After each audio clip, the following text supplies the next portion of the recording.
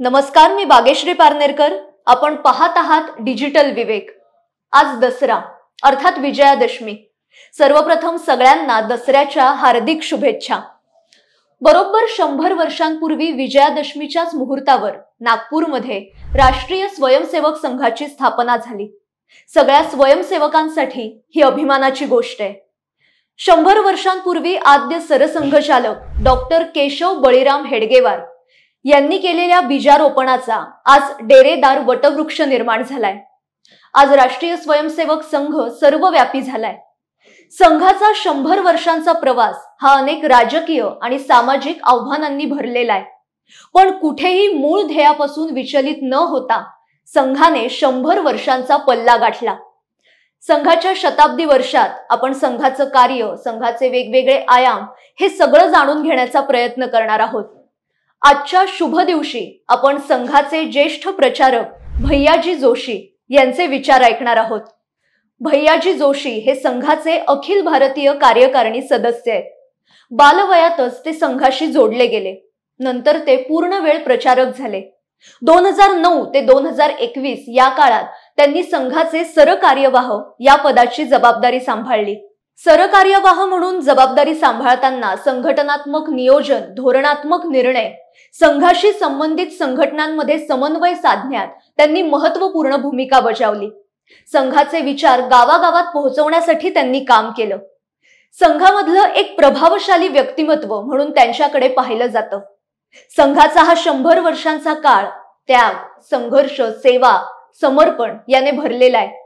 याविषयी ते काय म्हणाले ऐकूया. येत्या विजयादशमीला संघाला 100 वर्ष होत आहेत. कल्पना अशी होती की अशा प्रकारचं काम दीर्घकाळ करावं लागू नये, परंतु आपला समाज आणि समाजाचे जे प्रश्न आहेत, समाजाची अवस्था आहे ती लक्षात घेता 100 वर्ष एक वाटचाल, एक टप्पा आता पूर्ण केलेला आहे. 2 गोष्टी स्वाभाविकपणे होत्या की हे संघटन देशव्याप्त झालं पाहिजे आणि म्हणून सामाजिक कार्यामध्ये कोणत्याही प्रकारच्या कामांना ज्या ज्या टप्प्यातून जावं लागतं त्या सर्वातून संघ पुढे आलेला आहे. विश्वास नव्हता, उत्सुकता वाढली, शक्ती वाढल्याबरोबर विरोधही प्रारंभ झाला. नंतर तटस्थपणे संघाकडे लोक बघायला लागले. संघाचे विचार ऐकता ऐकता लोकांना वाटू लागलं की हे एक सकारात्मक काम आहे. संघाच्या कामामध्ये सहभागी व्हायला लागले आणि आता अशी स्थिती आहे की संघ सांगेल ते विचार करून स्वीकारण्याच्या मनस्थितीमध्ये समाजातला फार मोठा वर्ग येतो आहे. पण या 100 वर्षाच्या वाटचालीमध्ये अनेक प्रकारच्या अडचणी कार्यकर्त्यांच्या जीवनामध्ये आल्या आणि संघटनेच्या जीवनामध्ये पण आलेल्या आहेत. 2 प्रतिबंधातून संघ बाहेर पडला आहे. तिसराही एक प्रतिबंध होता, पण तो विशेष त्याचा विचार करावा असा नाही. तो म्हणजे 1992 सालचा. पण 1948चा संघावरचा प्रतिबंध आणि 75चा प्रतिबंध, या 2 प्रतिबंधाच्या काळामध्ये अनेक स्वयंसेवकांना व्यक्तिगत, पारिवारिक, व्यावसायिक जीवनामध्ये अनेक प्रकारच्या अडचणींना तोंड देऊन वाटचाल करावी लागली. आम्हाला आनंद या गोष्टीचा आहे की अशा कुठल्याही दमनचक्रासमोर शरणागत न होता आपण स्वीकारलेलं काम हे श्रेष्ठ कार्य आहे, हे समाजधर्म म्हणून करण्याचं काम आहे आणि एका अर्थाने हे ईश्वरीय कार्य आहे, असे विचारच कार्यकर्त्यांचं मनोबळ वाढवत राहिले आणि वाटचाल निरंतर चालत राहिली. आज एक शक्तीच्या स्वरूपामध्ये संघ सगळ्या समाजासमोर उभा आहे. समाजाच्या अपेक्षा वाढलेल्या आहेत आणि आमची पण ताकद वाढलेली आहे.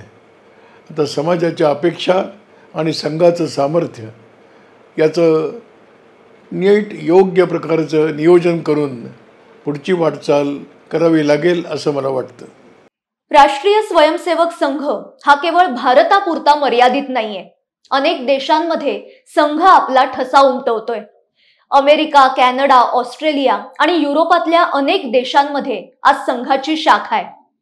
मध्यंतरी जपानमधल्या टोकियो मधला संघाच्या शाखेचा एक व्हिडिओ व्हायरल झाला होता. परदेशात RSS असं न म्हणता हिंदू स्वयंसेवक संघ असं त्याला म्हटलं जातं. पण यावरून एक गोष्ट लक्षात येते, ती म्हणजे राष्ट्रीय स्वयंसेवक संघ हे जगातलं सगळ्यात मोठं स्वयंसेवी संघटन आहे. आगामी काळातील संघाची वाटचाल कशी असणार आहे याविषयी भैयाजी जोशी काय म्हणाले ते ऐकूया.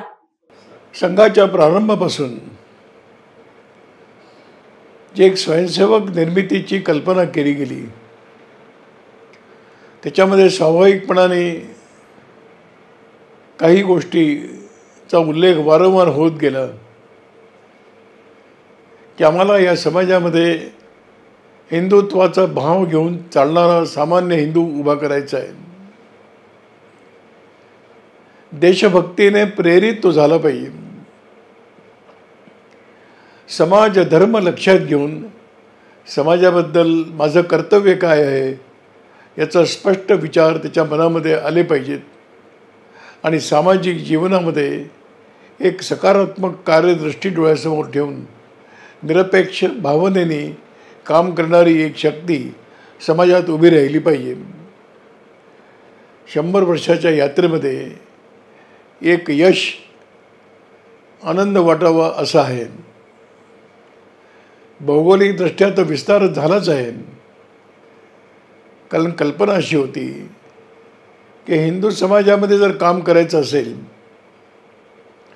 तर जिथे जिथे हिंदू समाज राहतो त्या सर्व ठिकाणी गेलं पाहिजे.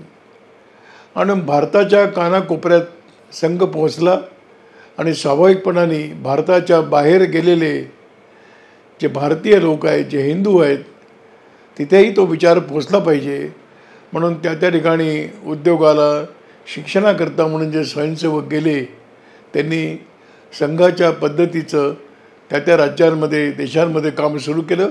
आज सुमारे 50 देशांमध्ये संघाच्या पद्धतीने हिंदू जागरणाचं काम आणि देशभक्तीचं काम हे मोठ्या प्रमाणात आता चालू आहे.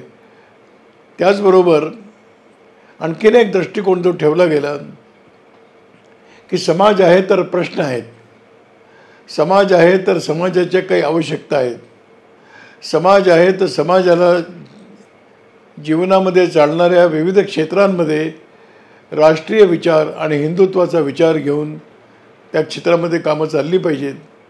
अशा एका भावनेने स्वयंसेवकांनी स्वप्रेरणेने संघाने दिलेल्या विचारांच्या पार्श्वभूमीवर आणि दिलेल्या संस्कारांच्या बळावर समाज जीवनातले विविध प्रकारचे प्रश्न समजून घेतले आणि ते सोडवण्याकरता पुढाकार घेऊन समाजाला बरोबर घेऊन ते प्रश्न सोडवण्यामध्ये एक मोठी वाटचाल केली. आज जवळजवळ 30-32 समाज जीवनाच्या क्षेत्रामध्ये संघ एक राष्ट्रीय विचार घेऊन, संघ म्हणजे संघाचे स्वयंसेवक राष्ट्रीय विचार घेऊन त्या त्या क्षेत्रातल्या तज्ज्ञ मंडळींना, अनुभवी मंडळींना बरोबर घेऊन त्या त्या क्षेत्रातले प्रश्न, समस्या सोडवण्याकरता प्रयत्नशील आहेतच. पण त्याचबरोबर हिंदुत्वाच्या चिंतनावरती त्या क्षेत्रामध्ये एक प्रभावीपणे काम उभं राहावं अशा प्रकारचा प्रयत्न हा गेले 30, 40, 50 वर्षापासून चालू आहे.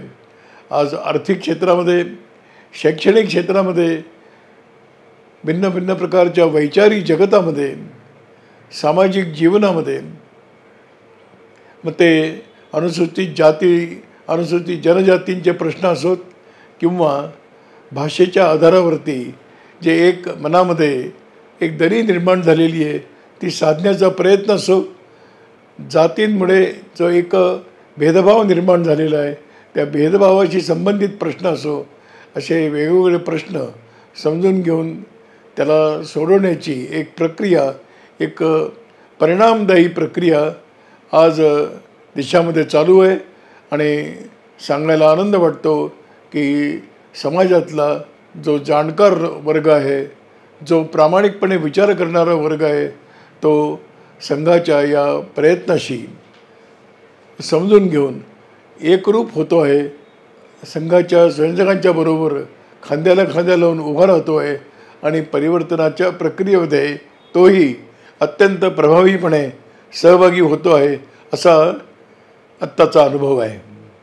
हिंदू समाजाचं संघटन आणि चारित्र्य संपन्न व्यक्ती निर्माण या विचारातून राष्ट्रीय स्वयंसेवक संघाची स्थापना झाली. चारित्र्य संपन्न व्यक्ती निर्माण करणं म्हणजे काय, तर समाजात नैतिक मूल्य, सदाचार, सुसंस्कारयुक्त व्यक्तींची जडणघडण करणं.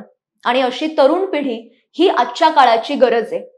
मुळातच समाज प्रबोधन, समाज परिवर्तन ही प्रत्येक काळाची गरज असते. पण वेळ काळानुसार मुद्दे वेगवेगळे असतात, समस्या वेगळ्या असतात.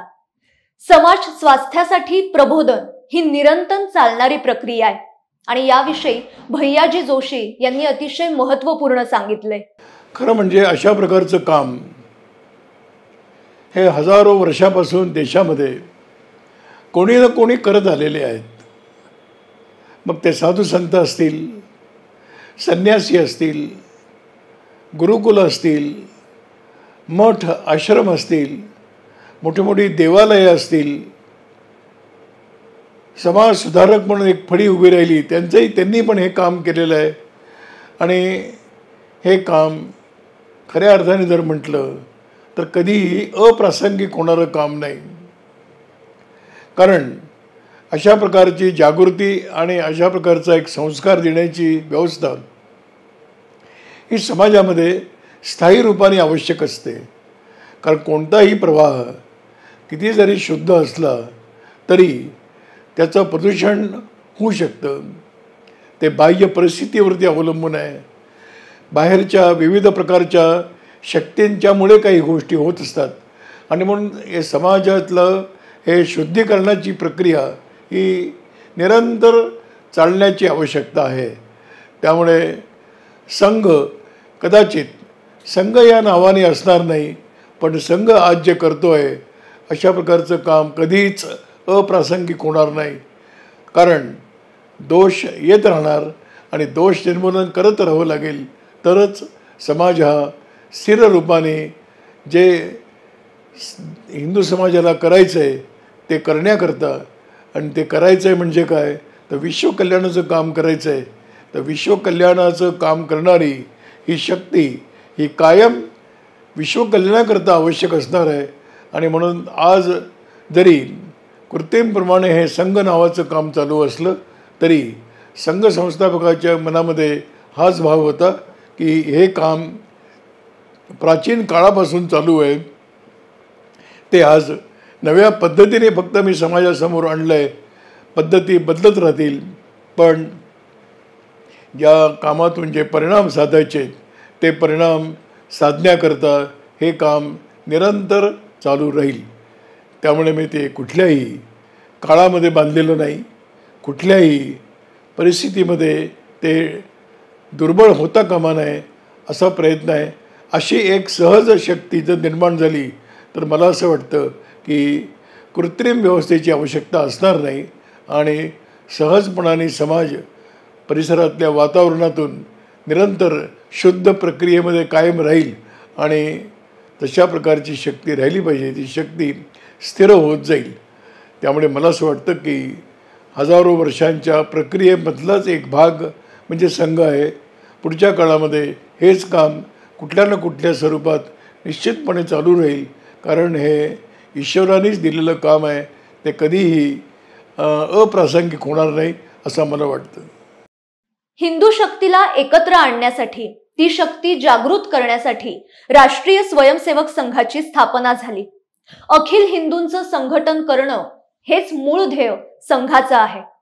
आता अनेकांच्या मनात प्रश्न येईल की संघ संस्था आहे की संघटने? कारण विशिष्ट हेतूने एकत्र येऊन काम करणाऱ्या अनेक सामाजिक संस्था आहेत, पण राष्ट्रीय स्वयंसेवक संघ ही संस्था नसून मोठं संघटन आहे. एका संस्काराच्या विचारांच्या धाग्यात गुंफलेलं संघटन. संस्था आणि संघटन यातला मूळ फरक भैयाजी जोशी यांनी अतिशय सोप्या आणि समर्पक शब्दात सांगितलाय. संघ काही एक संस्था नाही आहे. संघ हे एक समाजाचं संघटन आहे. समाजामध्ये विविध प्रकारचे समूह एकत्र येऊन आपापल्या समस्या सोडवण्याचे प्रयत्न करतात किंवा स्वप्रयत्नाने काही आदर्श उभे करायचे प्रयत्न करतात. असं संस्थागत जीवन भारतातलं खूप समृद्ध असं आहे. गावोगावी समित्या बनतात, युवा मंडळी एकत्र येतात, भजनी मंडळं एकत्र येतात, मंदिरांच्या समित्या बनतात, काही ना काही शैक्षणिक क्षेत्रामध्ये काम करतात. अशा संस्थांची सरकारी व्यवस्थेबरोबरच किंबहुना सरकारी व्यवस्थेपेक्षा सुद्धा अधिक प्रभावीपणे काम करणाऱ्या संस्था उभ्या आहेत. परंतु संघाचं काम हे समाज संघटनेचं काम आहे. समाजातले भेदभाव मिटावेत. आपण या मातृभूमीचे पुत्र आहोत हा भाव मनामध्ये यावा. भारताबद्दल एक भक्तीचा भाव निर्माण व्हावा. आपल्या समाजाच्या संबंधीचं आपलं काही कर्तव्य आहे. आज चर्चा अधिकारांची होत असते, कर्तव्याची चर्चा फारसं कोणी करत नाहीत. संघ अशा प्रकारचं समाज संघटन करून व्यक्तीच्या अंतःकरणामध्ये माझे अधिकारापेक्षा सुद्धा काही कर्तव्य आहेत. आपल्याकडे रणमोचन एक शब्द वापरला गेलेला आहे भारतीय जीवनामध्ये. देव ऋण आहे, ऋषी ऋण आहे, समाज ऋण आहे, पितृ ऋण आहे. हे ऋण फेडणं म्हणजेच सामाजिक दृष्टिकोन ठेवून समाजाकरता आपली ऊर्जा, शक्ती, बुद्धी लावून काम करणं. अशा प्रकारची व्यक्तिनिर्मितीचं काम आहे. अशा प्रकारचे निर्मित व्यक्तींच्या बळावरती अनेक प्रकारची कामं चालतात.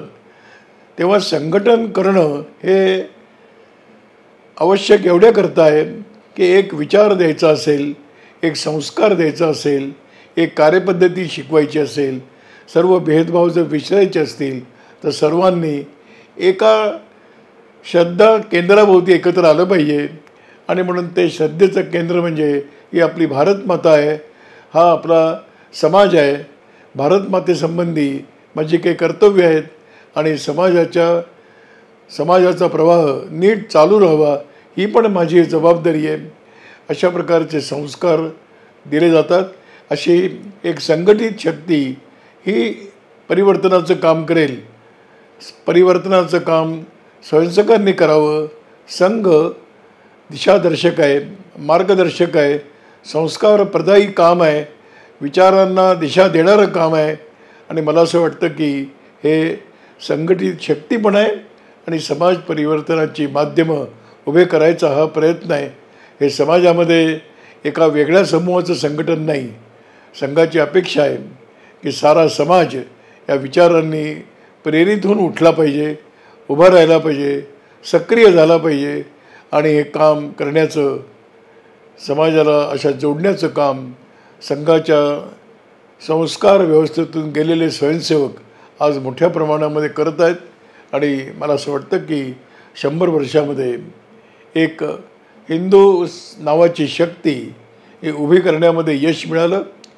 हिंदूंमध्ये संप्रदाय आहेत, वैचारिक भिन्नता आहे, सर्व प्रकारची भिन्नता आहेत. या भिन्नतेच्या वर मात करून भारत आणि हिंदू या 2 शब्दांना घेऊन काम करण्याचं संघटन हे काम करत आहेत. मला असं वाटतं की एक आगळ्या वेगळ्या प्रकारचं हे काम आहे. समाजातले छोटे छोटे गट असे करावेत असं नाही. सर्व समाज आला पाहिजे. शिकलेले आले पाहिजेत, अशिक्षित आले पाहिजेत, संपन्न वर्गातले आले पाहिजेत, निर्धन वर्गातले आले पाहिजेत, शहरातले आले पाहिजेत, ग्रामीण भागातले आले पाहिजेत. कारण हे सर्व या देशाचे सुपुत्र आहेत. या देशाला आई मानणारे लोक आहेत. आणि मग मातृ असं जर भाव असेल तर या मातृभूमीबद्दल आपले काही कर्तव्य आहेत, ते कर्तव्य जो जो संघाच्या रचनेमध्ये येईल त्या सर्वांनीच ते समजून घेतले पाहिजेत. खरं म्हणजे संघात न येतासुद्धा हे संस्कार समाजामध्ये असले पाहिजेत, पण दुर्दैवाने काही कारणांमुळे हे संस्कार क्षीण झाले. म्हणून संघाला अशी एक संघ संस्थापकांना अशी कृत्रिम व्यवस्था उभी करावी लागली.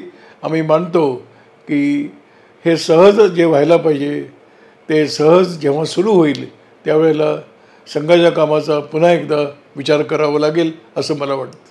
पुढील काळात संघाची वाटचाल ही सामाजिक समरसता, पर्यावरण संरक्षण, कुटुंब प्रबोधन, स्वदेशी आणि नागरी कर्तव्य या 5 सूत्रांना केंद्रस्थानी ठेवून होणार आहे. संघाची वाटचाल असं म्हणत असताना ही पंचसूत्री आधी प्रत्येक स्वयंसेवकाने आपल्या व्यक्तिगत आणि सार्वजनिक आयुष्यात अवलंबायला हवी आणि त्यानंतर हा विचार प्रत्येक भारतीयांपर्यंत पोहोचवावा अशी अपेक्षा आहे. या पंचसूत्रींमुळे जगण्याची गुणवत्ता सुधारेल, जगण्याला एक योग्य दिशा मिळेल. या परिवर्तन सूत्रांच्या आधारे संघ नव्या शतकातल्या समाज संघटनेसाठी सज्ज झालाय. या प्रत्येक सूत्राविषयी भैयाजी जोशी यांनी अतिशय मोलाचं मार्गदर्शन केलंय. ऐकूया. पण हे करत असताना एक गोष्ट लक्षामध्ये येते की संघटन म्हटलं की त्याचं काही एक तंत्र आहे. ते तंत्र व्यक्ती निर्माणाकरता आहे. ते तंत्र समाज निर्मितीसाठी नाही, पण समाजामध्ये जे परिवर्तन घडवायचं आहे ते घडवणारं नेतृत्व ठिकठिकाणी आवश्यक असतं. मुठभर चांगले लोक समाजामध्ये कायम राहिलेले आहेत, परंतु मुठभर चांगले लोक हे दुसऱ्यांना चांगलं करण्याकरता, दुसऱ्यांना योग्य दिशा दाखवण्याकरता सक्रिय राहिले तर समाजामध्ये स्थायी रूपाने काही ना काही परिवर्तन आणता येतं. आज इतक्या वर्षाच्या यात्रेनंतर संघाने विचार केला आहे, संघ नेतृत्वाने विचार केला आहे की इतका करोडोचा समाजवर्ग आहे, या समाजाला आपले वाटतील आणि देशहिताचे आहेत, समाज संरक्षणाचे आहेत, आपल्या ओळखीचं संरक्षण होणार आहे, आपल्या अस्तित्वाचं रक्षण होणार आहे. हे जर करायचं असेल तर समाजामध्ये एक दिशा पण देणं आवश्यक आहे, एक संस्कार पण देणं आवश्यक आहे. सर्व समाज तंत्र व्यवस्थेमध्ये येण्याची शक्यता कमी आहे, पण या तंत्रातून निर्माण झालेले लोक हे समाज परिवर्तनाचं काम करण्याकरता नेतृत्व करणारे उभे राहतील. मग विचार करताना आज ऐरणीवरचे विषय कोणते आहेत की ज्या विषयांना अग्रक्रमाने हात लावणं आवश्यक आहे, अशा विषयांचा विचार करताना आणि सर्व समाजाला हे वाटेल की नाही या दिशेने आपणही प्रयत्न केले पाहिजेत, असे विषय काही घेतले पाहिजेत.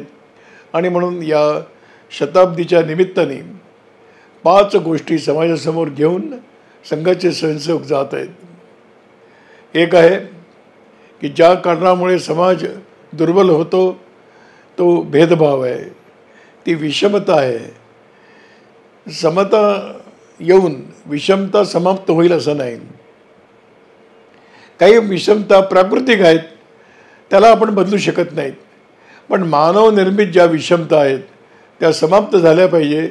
समाज सर्व संकुचितता सोडून आपण एका मोठ्या समाजाचे घटक आहोत आणि म्हणून सर्व आपण एक आहोत, हा एक समरस भाव घेऊन समाज उभा राहायला पाहिजे. यासाठी प्रयत्न अनेकांनी केले. आज मला असं वाटतं की त्याला अधिक प्रभावी करण्याची आवश्यकता आहे. आणि आजच्या शैक्षणिक आणि औद्योगिक कालखंडामध्ये आजची युवा पिढी, मला विश्वास आहे की हे समजून घेण्याकरता पुढे येत आहे.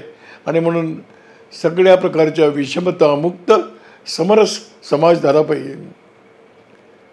कारण विविधता, भेद हे बाह्य स्वरूपाचे आहेत, आंतरिक एकात्मता आहे. त्या आंतरिक एकात्मतेला स्पर्श करण्याचा, जागृत करण्याचा प्रयत्न या पंचपरिवर्तनाच्या संदर्भामध्ये एक समरस समाज निर्मिती एक आहे. दुसरा एक स्वाभाविक भाव, आपली समाजाची एक जगामध्ये समाज रचनेची एक आपली विशेषता आहे. आज ज्या पण काही चांगल्या गोष्टी आपल्या समाजामध्ये दिसतात त्या केवळ ग्रंथांमुळे आलेल्या नाहीत, त्या केवळ शिक्षणामुळे आलेल्या नाहीत, तर एक श्रेष्ठ अशा प्रकारची आपली कुटुंब व्यवस्था ही राहिलेली आहे. आणि म्हणून प्रत्येक माता पिता आई वडील आपल्या मुलांना केवळ व्यवस्था नव्हे तर संस्कारही देत असतात आणि विचारही देत असतात. त्याला आत्मसन्मानाचा भाव त्याच्यामध्ये जागृत करत असतात. हे केवळ व्यवस्थेतून होतं असं नाही, तर आत्मीयतेने आपलेपणाने आपल्या मुलांमध्ये असे चांगले गुण संक्रमित करायचे असतात. ती व्यवस्था आपल्या कुटुंब व्यवस्थेमध्ये आहे. दुर्दैवाने पश्चिमी विचारांच्या प्रभावामध्ये आधुनिकतेच्या मार्गावर चालता चालता आत्मकेंद्रित जीवन होत गेलं, भोगवादाकडे गेलं आणि त्याचा परिणाम म्हणून आज कुटुंब व्यवस्था ही थोडी दुर्बळ होत चाललेली आहे. ही कुटुंब व्यवस्था जर संपली तर भारतामध्ये आदर्श समाज जीवनाची एक सर्वात छोटी जी इकाई आहे, छोटं जे घटक आहे ते कुटुंब आहे. त्या कुटुंब व्यवस्थेमध्येच व्यक्ती मीकडून आम्हीकडे जायला प्रारंभ करते. ती जर व्यवस्था दुर्बळ राहिली तर मीकडून आम्हीकडे जाण्याचा मार्ग प्रारंभच होणार नाही. तो मी आणि मी असाच शेवटपर्यंत राहील. आणि म्हणून आज जे मोठं संकट आहे, आव्हान आहे की आपल्या भारतीय समाज व्यवस्थेमध्ये, हिंदू जीवनशैलीमध्ये जी कुटुंब व्यवस्था आहे ती आज पुन्हा एकदा सुदृढ करण्याची आवश्यकता आहे. आधुनिकतेच्या मार्गावर चालता चालता पश्चिमीकरण होणार नाही याची काळजी घेण्याची आवश्यकता आहे. अशा प्रकारचा दृष्टिकोन ठेवून हा विषय घेऊन समाजामध्ये संघाचे संसद जाणार आहेत. तिसरी एक गोष्ट आहे की आज प्रकृतीशी आम्ही स्पर्धा करतो आहोत की जी प्रकृती आम्हाला सर्व देते, आम्ही त्या प्रकृतीकडून आवश्यक तेवढं घ्यावं यापेक्षा आम्हाला जितकं घेता येईल तेवढं आम्ही घेऊ. आणि मग घेण्याचं सामर्थ्य वाढवणाऱ्या व्यवस्था आज मोठ्या प्रमाणामध्ये उभ्या राहिल्या. आणि त्यामुळे प्रकृतीशी स्पर्धा करण्याची एक राक्षसी प्रवृत्ती आज समाजामध्ये दिसते. आपण प्रकृतीशी स्पर्धा करू शकत नाही. मानव किंवा एकूण जडचेतन हे प्रकृतीवरती सुरक्षित आहेत. आणि ही प्रकृती जर असुरक्षित राहिली, ती आमच्यामुळे राहिली, तर जड आणि चेतन दोन्ही जीवन हे संकटामध्ये येईल. आणि म्हणून प्रकृतीशी तालमेल करणं, प्रकृतीशी समन्वय करणं, प्रकृती जीवनामध्ये संतुलन आणणं हे आवश्यक आहे. आज जे प्रदूषणाचे प्रश्न निर्माण झालेले आहेत ते मानवीय दुर्व्यवहारातून निर्माण झालेले आहेत. पुन्हा एकदा आम्ही या प्रकृतीला ईश्वरी शक्ती मानून त्याची आराधना केली पाहिजे. आणि आराधना म्हणजे केवळ कर्मकांड नव्हे तर त्याचं संवर्धन आणि संरक्षण केलं पाहिजे. असा एक पर्यावरणाचा संदेश सगळ्या ठिकाणी पोहोचवणं आवश्यक आहे. आणि हा केवळ भारतापुरता नाही, हे तर सबंध जगाला लागू होणार आहेत. सर्व जगाने याचा विचार करण्याची आवश्यकता आहे. याची एक पहल, एक पुढाकार पुढच्या काळामध्ये घ्यावा अशा पद्धतीचा विचार एक चालू आहे. स्वाभाविकपणाने ज्या देशामधला सामान्य नागरिक हा देशभक्त असला पाहिजे. देशासंबंधीची कर्तव्य समजून घेऊन अत्यंत प्रामाणिकपणे अशी कर्तव्य पार पडली पाहिजेत. याच्यामध्ये कुठेतरी कमतरता आली.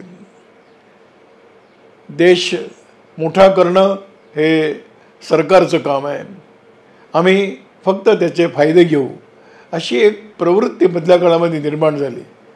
सामान्य व्यक्ती हा देशासाठी मी काही करू शकतो अशा एका विचाराने आणि संस्कारांनी प्रेरित झाला पाहिजे. देशभक्ती शिकवावी लागते, हे दुर्दैव आहे. देशभक्ती ही प्रासंगिक नाही. देशभक्ती हा आपल्या नित्य जीवनाचा भाग असला पाहिजे. आणि तो केवळ स्वदेशी विदेशी वस्तू असं नाही आहे. स्वभाव आहे, स्वदेश आहे, स्व अवलंबन आहे, स्वसन्मान आहे, या सर्वातला स्व जागवला पाहिजे. हे जागवण्याकरता थोडा भाषेचा आग्रह आहे, थोडा आपल्या देशातल्या उत्पादनांचा आपण वापर करावा हा आग्रह आहे. आपल्या भाषेचा स्वाभिमान ठेवावा, तरच आपण भारत लोकांना समजावून सांगू शकतो. भारत किंवा हिंदुत्व हे अन्य कोणत्याही भाषेत समजावून सांगता येणार नाही. त्यासाठी भारतीय भाषा या सुरक्षित राहिल्या पाहिजेत. आपला वेश आहे तो सुद्धा संस्कारक्षम असला पाहिजे. वेश कोणता असावा हे म्हणण्याची गरज नाही. वेश हा लोकांच्या नजरेला आनंद देणारा असावा, बरा वाटणारा असावा, चांगला संस्कार देणारा असावा, एवढीच आपली कल्पना आहे. आणि म्हणून अशा प्रकारचा एक स्वदेशीचा भाव जनजनापर्यंत पोचवणं हेही आवश्यक समजून हे काम हातात घेतलेलं आहे. आणि आणखीन एक गोष्ट आहे, नागरिक हे आपली कर्तव्य विसरतात. आम्ही या देशाचे नागरिक आहोत. नागरिकत्व मिळणं हे तर कायद्याने मिळेल, संविधानामध्ये त्याची सोय आहे. परंतु हे अशा प्रकारचं नागरिकत्व मिळालं तर आपण काही कर्तव्यांचं सुद्धा काही बांधिलकी मानतो आहोत. या देशाचे आपण आहोत. हा देश स्वच्छ असला पाहिजे, हा देश प्रामाणिक असला पाहिजे, हा देश, या देशातले जनसामान्य आपले कर्तव्य समजून घेऊन ते करणारे असले पाहिजेत. सामान्य अनुशासन समाजाने पालन केलं पाहिजे. आज दुर्दैवाने अशा प्रकारचा बोध हा कुठेतरी त्यामध्ये कमतरता आली. आणि म्हणून अशा प्रकारचे या देशामध्ये राहणारे केवळ कायद्याने नागरिकत्व मिळून पूर्ण होत नाही, तर नागरिकत्वाचे कर्तव्य पण आपण समजून घेऊन असे उत्तम नागरिक या देशाचे आपण झाले पाहिजेत. प्रधानमंत्री म्हणतात की ज्या दिवशी भारतातली प्रत्येक व्यक्ती असा संकल्प करेल की मी कोणत्याही प्रकारचा अनुचित करणार नाही, त्या दिवशी हा देश मोठा होईल, श्रेष्ठ होईल. पण प्रत्येक माणसाने हे ठरवण्याची आवश्यकता आहे. प्रत्येक व्यक्तीला हा दृष्टिकोन प्राप्त होण्याची आवश्यकता आहे. आणि म्हणून याही प्रकारचं एक परिवर्तन जर आलं तर एक शक्तिशाली, सामर्थ्य संपन्न भारत आणि या देशामध्ये राहणारा हिंदू समाज एक राष्ट्र म्हणून विश्वासमोर मार्गदर्शन करणारा आणि विश्वालासुद्धा अनुकरण करावं असा विश्वास निर्माण करणारा भारत हा उभा राहणं आवश्यक आहे. 100 वर्षाच्या वाटचालीमध्ये तंत्र म्हणून आम्ही एक स्वयंसेवक तयार केले आणि हे स्वयंसेवक हे परिवर्तनाचे अग्रदूत व्हावेत. त्यांनी नेतृत्व करावं आणि सर्वसामान्य समाजामध्ये असा भाव जागरण करत करत येत्या नजीकच्या भविष्यकाळामध्ये एक आदर्श देश म्हणून सगळ्या विश्वाच्या नकाशासमोर भारताचं स्थान स्थापित व्हावं, हीच आमची कल्पना आहे, ही अपेक्षा आहे. त्यासाठी संघ म्हणून आणि स्वयंसेवक एक व्यक्ती म्हणून कार्यरत होत आहेत. आणि विश्वास आहे की फार लवकरच आपण हे देशाचं चित्र बदललेलं बघू शकतो.